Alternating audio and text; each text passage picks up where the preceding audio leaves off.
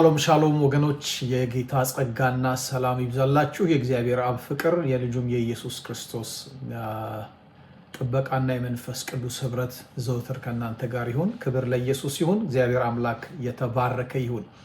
እንግዲህ ደግሞ ዛሬ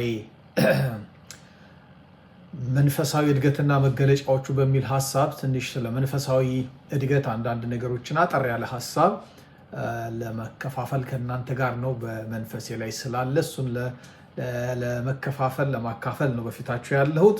የንባብ ክፍላችን ሁለተኛ ጴጥሮስ ምዕራፍ 3 ቁጥር 18 ላይ ምን ይላል? ነገር ግን በጌታችንና በአዳኛችን በኢየሱስ ክርስቶስ ጸጋና ዕውቀት እደጉ፣ ለእርሱ አሁንም ለዘላለም ክብር ይሁን አሜን ይላል። ምን ይላል? ነገር ግን በጌታችንና በአዳኛችን በመድኃኒታችን በኢየሱስ ክርስቶስ ጸጋና ዕውቀት እደጉ ብሎ ሐዋርያው ጴጥሮስ በዚህ ክፍል ላይ መልእክቱን ለሚጽፍላቸው ለመልእክቱ ተደራሲያኖች እድገት አስፈላጊ ነገር እንደሆነ በአማኝ ሕይወት ውስጥ ይጽፍላቸዋል እና እድገታቸው ደግሞ በጸጋ በጥረት በልፋት በትግል በጉልበት በቴክኒክ በታክቲክ በኢፈርታቸው ሳይሆን በክርስቶስ ኢየሱስ ጸጋ እንደገና ደግሞ በዛ የጸጋ ዕውቀት በክርስቶስ ኢየሱስ ዕውቀት በእግዚአብሔር ዓለም ዕውቀት በመንፈሳዊ ዓለም አሰራር ዕውቀት በጠለቀ የእግዚአብሔር ፈቃድ ዕውቀት ማደግ እንደሚጠበቅባቸውና ያንን ደግሞ በሕይወታቸው ውስጥ እንዲያደርጉ ልመናዊ ሳይሆን ኦብሊጋቶሪ በሆነ መንገድ እደጉ ብታድጉ ጥሩ ነው በሚል ኦፕሽናል በሆነ አማራጫዊ በሆነ ቃል ሳይሆን የነገራቸው እደጉ ብሎ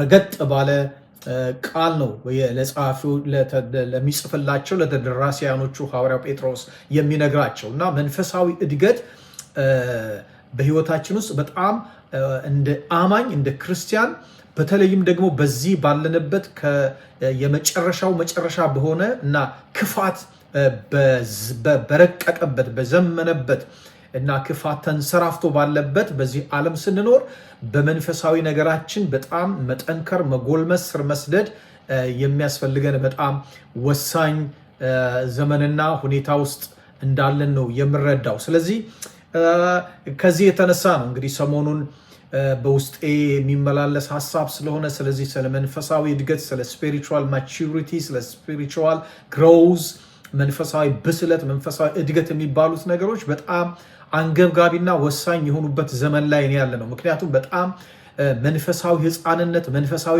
እንጭጭነት በአማኙ ማህበረሰብ ውስጥ ወይም በክርስቲያኑ ብለን በምንጠራው ማህበረሰብ ውስጥ እያየን ነው። በብዙ መልኩ ሕፃንነት የሕፃን ባህሪያቶች እየተገለጡ እያየን ያለንበት ዘመን ስለሆነ ይሄ መንፈሳዊ ብስለት መንፈሳዊ እድገት ስር መስደድ የሚባሉ ነገሮች በጣም በዚህ ዘመን ትኩረት ተሰጥቷቸው ሊነገሩ ትምህርት ሊሰጥባቸው ሊሰበክባቸው እና ሰዎችን ቅዱሳንን በዚህ አቅጣጫ ልናሳስብ ልናነቃ የሚገባበት ጊዜ እንደሆነ ነው የምረዳው እና በዚህም ክፍል ላይ ሐዋርያው ጴጥሮስ መልእክቱን ለሚጽፍላቸው ሰዎች ነገር ግን አላቸው በጌታችንና በመድኃኒታችን በአዳኛችን በኢየሱስ ክርስቶስ ጸጋና ደግሞ ዕውቀት እደጉ። ሕፃናት ሆናችሁ እዛው ቀጭጫችሁ እንዳትቀሩ እደጉ እና በማደጋቸው ደግሞ ለሱ የሚሆነውን ክብር ያሳያቸዋል። ክብር ለኢየሱስ ይሁን። እግዚአብሔር የተመሰገነ ይሁን። እንግዲህ ስለ እድገት በምንነጋገርበት ስለ ግሮውዝ ስለ ማቹሪቲ በምናወራበት ጊዜ እነዚህ መንፈሳዊ እድገት መንፈሳዊ ብስለት መገለጫዎች አሉት። እንግዲህ በዚህ ቶፒክ በጣም በርካታ ትምህርቶች ተሰጥተዋል፣ እየተሰጡ ነው ያሉት፣ ገናም ይሰጣሉ፣ መሰጠትም ደግሞ አለባቸው ብዬ የማምነው በጣም ወሳኝ ቶፒክ ነው ለክርስቲያኑ ማህበረሰብ። በዚህ ርዕስ ብዙ በርካታ መጽሐፍቶች ተጽፈዋል እና ብዙ ግብአቶችን ልናገኝ የምንችልበት ሐሳብ ነው የዚህ መንፈሳዊ እድገት ወይ መንፈሳዊ ብስለት ጉዳይ ግን ከዛ ውስጥ በጣም ሰፊ የሆነ ሐሳብ በጣም ጥልቅ ነገሮችን ልንነጋገርበት የምንችለው ጉዳይና አጀንዳ ሐሳብም ነው። ነገር ግን እኔ ትንሽ እንደው ለማንቃት ለማሳሰብ ለማስታወስ ያክል የምትሆንን ሐሳብ ለማካፈል ነው እንግዲህ በዚች ቪዲዮ ብቅ ያልኩት። እንግዲህ ስለ እድገት ስለ ህይወት ስንነጋገር በህይወት ውስጥ እድገት ህይወት ያለው ነገር በህይወት ያለ ማንኛውም ነገር ሰውም እንስሳም እጽዋትም ማንኛውም በህይወት እስካለ ድረስ ማደግ ይጠበቅበታል። ማደግ አንዱ ተፈጥሯዊ ህግ ነው። ማለት የተወለደ በህይወት ያለ ነገር ወይም የተተከለ ነገር በህይወት እስካለ ድረስ ያድጋል። ማደግ የሚጠበቅ ነገር ነው ማለት ነው። ስለዚህ ለምሳሌ አንድን ዘር መሬት ላይ ከተዘራ በኋላ እዛ መሬት ውስጥ ገብቶ በስብሶ በዛው ካልቀረና ከበቀለ ያድጋል አይደለም? እድገቱ ይታያል። ከዛ እየቆየ ደግሞ ማደግ ብቻ ሳይሆን ፍሬ ደግሞ ያፈራና ለሚፈልገው አገልግሎትና ዓላማ ይውላል ማለት ነው። ልክ እንደዚሁ እንግዲህ ክርስቲያናዊ ህይወትም እንደዚሁ ነው። በክርስቶስ ኢየሱስ በማመን ዳግም በመወለድ ነው እድገት የሚጀምረው። ሳይወለዱ ማደግ ስለሌለ ልክ እንደዚሁ አንድ ክርስቲያን ዳግም ከተወለደ በክርስቶስ ኢየሱስ በማመን ወደ አዲሱ ህይወት ውስጥ ከመጣና አዲስ ፍጥረት ከሆነበት ጊዜ ጀምሮ ማደግ ይጠበቅበታል። ዳግም መወለድ ወይም አዲስ ህይወትን ማግኘት የመጀመሪያ እንጂ የመጨረሻ ስቴፕ አይደለም። ልክ አንድ ልጅ የተወለደ ቀን በቃ ያ የመጨረሻ ግቡ አይደለም። ከዛ በኋላ ስቴፕ ባይ ስቴፕ በየወራቱ በየአመታቱ እድገቶችን ለውጦችን እያሳየ ደግሞ ይሄዳል፣ መሄድም ይጠበቅበታል። ያ ካልሆነ ግን ፕሮብሌም አለ ማለት ነው። ስለዚህ ለወላጆች በሚጠበቀው ወራት በሚጠበቅበት አመት በዛ ልክ ሆኖ አንድ ልጅ ካልተገኘ አንድ ህፃን ካልተገኘ ለወላጆች ሀዘን ነው፣ ለወላጆች የልብ ስብራት ነው።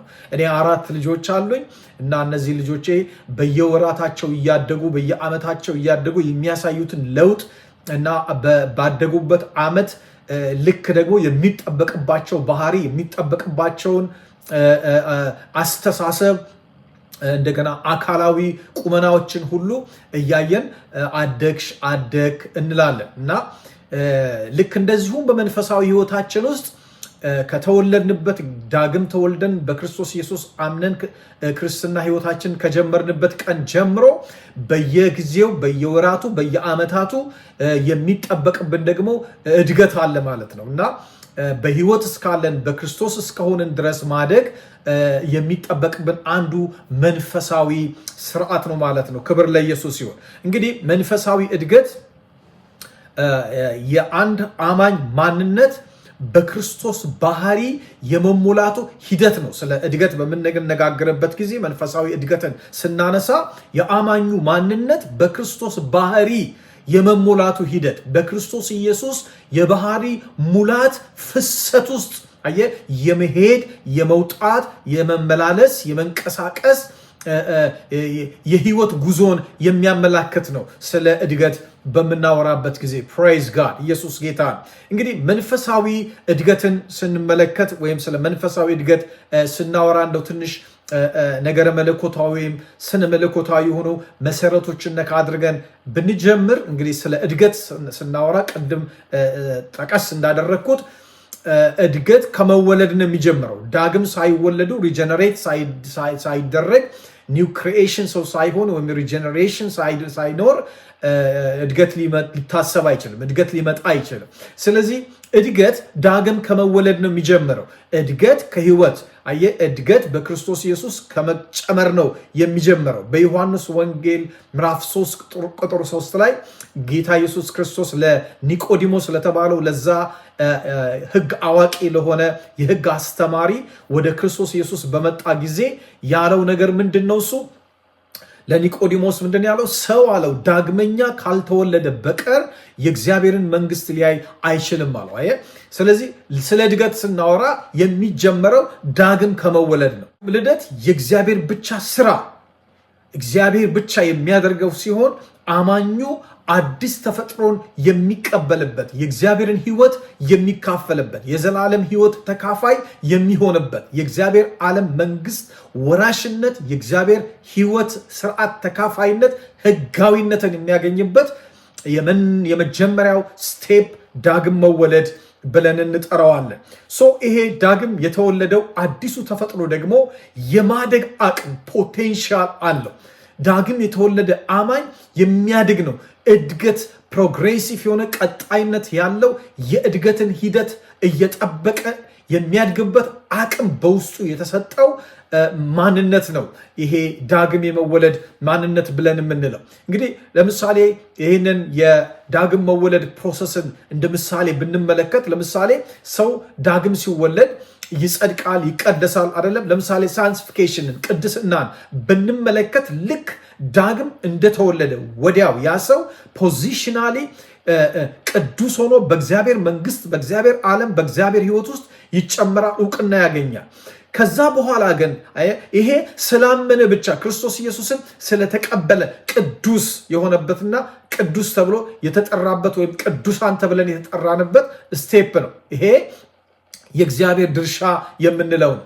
ከዛ ግን ተከታታይ ቅድስና የምንለው ፕሮግሬሲቭ የሆነ ሆሊነስ፣ ፕሮግሬሲቭ የሆነ ሳንቲፊኬሽን ደግሞ በየቀኑ በየዕለታዊ ህይወታችን ከኃጢአት እየተለየን ከአመፅ እየራቅን ከክፋት ራሳችንን እያቀብን ለእግዚአብሔር ደግሞ የምንኖርበት ደግሞ ሂደታዊ የሆነ ፕሮግሬሲቭ የሆነ አዳጊ የሆነ ደግሞ ቅድስና አለ። አያችሁ። ስለዚህ ዳግም ስንወለድ ጽድቃችን፣ ቅድስናችን በክርስቶስ ኢየሱስ በማመናችን በእምነት በመቀበል ፖዚሽናሊ የሆነው ነገር አለ። ፖዚሽናሊ ያገኘነው ቅድስና፣ ያገኘነው ጽድቅ፣ ያገኘነው ህይወት አለ።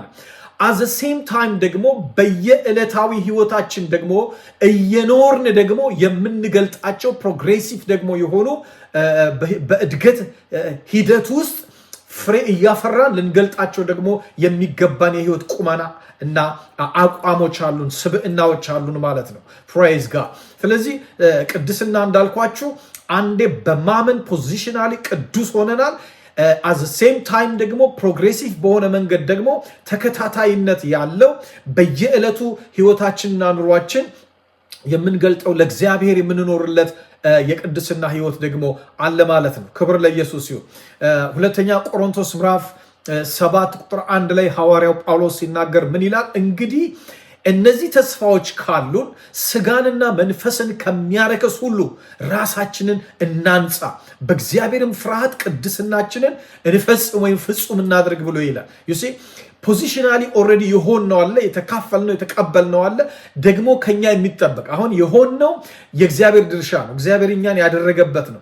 ይሄኛው ደግሞ ከኛ የሚጠበቅ ደግሞ በዕለታዊ ህይወታችን ውስጥ የሆነውን የመግለጥ የእድገት ህይወት ከኛ የሚጠበቅብን ደግሞ አለ። ይሄ ምንድነው አለን ጳውሎስ?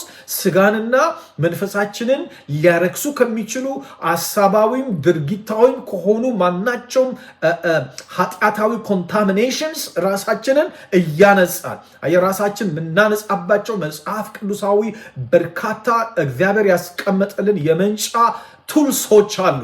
በነዛ መጽሐፍ ቅዱሳዊ ምህሮዎችና በቃሉ በተቀመጡልን በየዕለቱ በዚህ በርኩሰትና ክፋት በነገሰበት ዓለም ውስጥ ስለሆነ የምንኖረው ሙሉ ንጋት ባልሆነበት ዓለም ውስጥ ጨለማ በተንሰራፋበት ርኩሰት በገነነበት ዓለም ውስጥ ስለሆነ ያለነው ከብርሃኑ ዓለም ከጽድቁ ዓለም ከህይወቱ ዓለም ከእግዚአብሔር ዓለም ተወልደን በዚህኛው ዓለም ብንኖርም በዚህ ዓለም ላይ ግን እንድንገልጠውና እንድንኖረው የሚጠበቅብን የተካፈልነው በውስጣችን ያለ ህይወት አለ። ያንን ህይወት በየዕለቱ መግለጥ እና ለዛ መገለጥ ደግሞ ተባባሪ መሆን የኛ ኃላፊነት ነው፣ የኛ ድርሻ ነው። ኦኬ የኛን ኃላፊነት ልንዘነጋው አይገባም። የሚጠበቅብንን ኃላፊነትና ድርሻችንን ቸል ልንለው አይገባም። ስለዚህ እንግዲህ እነዚህ ተስፋዎች ካሉ ተስፋው በክርስቶስ የሆነልን የተደረግነው በርካታ ነገሮች እንዳሉ ጳውሎስ ይጠቅሳል። እነዚህ ሁሉ ነገሮች ከሆንን ከተደረግን ተስፋው ካለን ስጋን መንፈስን ከሚያረክስ ከሚያቆሽሽ ከሚያጎድፍ ነገር ደግሞ እኛ ራሳችንን እያነጻ በእግዚአብሔርም ፍርሃት ቅድስናችንን እንፈጽመው። ቅድስናችንን እግዚአብሔርን እያከበርን እየፈራን ፍጹም እናድርገው። እድገቱ ይቀጥል፣ ሂደቱ ይቀጥል የሚለውን ሐሳብ ነው የሚያነሳው። በዚህ ውስጥ የምናየው የጸጋንና የታዛዥነትን ቅንጅት እንመለከታለን። ምን ማለት ነው? መዳናችን፣ መጽደቃችን፣ መቀደሳችን፣ ዳግም መወለዳችን፣ የእግዚአብሔር ልጅ መሆናችን 100% የእግዚአብሔር መንፈሳዊ እድገት የሚጀምርበት እና የዛ የእድገቱ ፖቴንሻል 100% የእግዚአብሔር ነው፣ የጸጋው ነው፣ በእምነት ያገኘነው ነው፣ የተቀበልነው ነው። ክብር ለኢየሱስ ይሁን። አዘ ሴም ታይም በተመሳሳይ ደግሞ 100% የእኛን ተባባሪነትና ታዛዥነት፣ ፈቃደኝነት፣ እሺ ባይነትን ደግሞ ይጠይቃል። አየህ፣ ጸጋና ታዛዥነት በቅንጅት ነው የሚሰሩት። ጸጋ ብቻ ምናምን የሚባሉ ነገሮች አሉ። አዎ የዳነው በጸጋ ነው፣ በስራችን አይደለም። እያንዳንዱ የሆነው በጸጋ ነው፣ በጌታ ነው። እነዚህን ነገሮች ግን የተቀበልነው በእምነት ነው። የተቀበልናቸውን የምንኖራቸው ደግሞ በፈቃዳችን ነው። እግዚአብሔር ማጅራቴን ይዞ በግድ ጠምዝዞ አያሳድገኝም። ድንገት ራሴን የሆነ ቦታ ሳድግ አላገኘው። ፈቃድ የሚባል ነገር አለ። አያችሁ፣ ልክ እንዴት ነው ሕፃን እንደተወለደ መመገብ አለበት፣ መጥባት አለበት፣ መብላት አለበት። ሂደቱን እየጠበቀ ፈቃደኛ ሆኖ ማስገባት። እምቢ ካለ በጣም አስቸጋሪ ሊሞት ይችላል ማለት ነው። ልጅ እንደተወለደ ካልጠባ ወይ ጡት ወይ ጡጦ ካልወሰደ ምንድን ነው የሚሆነው? በግድ በመጋትን ቢሆን በተቻለ መንገድ ልጁ በህይወት እንዲኖር ነው ማድረግ የሚቻለው። ይሄ የጤና ቀውስን ነው የሚያሳየው። ጤነኛ አለመሆንን ነው የሚያሳየው። የምግብ ፍላጎት ማጣት አንዱ የህመም የበሽታ ምልክት ነው አይደለም? በሕክምና ውስጥ እንኳን ስንመለከት። ስለዚህ ለመንፈሳዊ እድገታችን አፔታይት ከሌለን፣ ፍላጎት ከሌለን፣ ታዛዥነት ከሌለ፣ ተባባሪነት ከሌለ በጉልበት መጥቶ እግዚአብሔር እኛን እንደው የመዘዛ አያሳድገን። የምናድግበትን ዘር ውስጣችን 100% አስቀምጠዋል። በዛ ተጠቃሚ ሆኖ ታዛዥ ሆኖ ተባባሪ ሆኖ ደግሞ ማደግ ከኛ የሚጠበቅ ሪስፖንሲቢሊቲ ነው። እኔ ሞሮፍ ማትኮር የምፈልገው የኛ ሪስፖንሲቢሊቲ ላይ ነው። በዚህ ዘመን ሪስፖንሲቢሊቲን መስማት ትውልዱ አይፈልግም። ሪስፖንሲቢሊቲን መናገር ብዙ ጊዜ አገልጋዩ በተለይ በዚህ ዘመን አይፈልግ። ለምን? ተሰሚነት ብዙ ዓለም ብዙ ቪው የማግኘት ቻንሱ አናሳ ነው። እንደዚህ አይነት ሪስፖንሲቢሊቲ ላይ የሚናገሩ ሰዎችን ማለት ነው። እና አሁን የቪው ጉዳይ አይደለም፣ የተመልካች ጉዳይ አይደለም፣ ወይንም ደግሞ የአጨብጫቢ በጉባኤ ውስጥ የሚያፏጩና የሚያጨበጭቡ ሰዎች ብዛት ጉዳይ ሳይሆን መንፈሳዊ እውነታውን የመናገር ኃላፊነትና አደራ ነው መወጣት ያለብን እንደ አገልጋይ። እና ሪስፖንሲቢሊቲያችን ላይ ከኛ የሚጠበቅብን ድርሻ ላይ በማትኮር እንድናስብበትና ለዚህ ዝግጁ እንድንሆን ነው ማሳሰብ የምወደው።